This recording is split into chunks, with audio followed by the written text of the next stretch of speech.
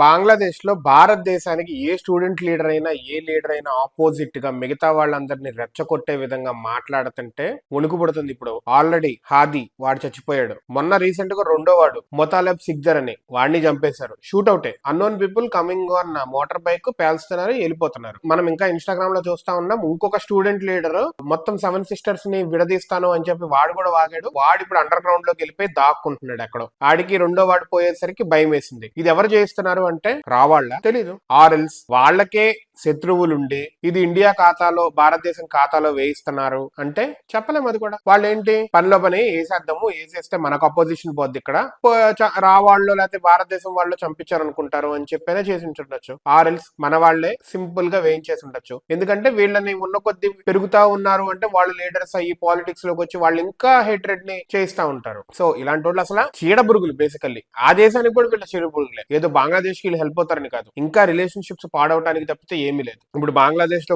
ఒక లీడర్ లాగా వచ్చి మాట్లాడాలి అంటే లిటరల్లీ భయపడుతున్నారు. అండర్ గ్రౌండ్ కి వెళ్ళి కామ్గా ఉంటున్నారు. మేబీ ఒక ఫ్యూ మంత్స్ అయిన తర్వాత నార్మల్ గా వచ్చి బతుకుతారు వీళ్ళు. అంతే, అట్లాగే ఉండాలి.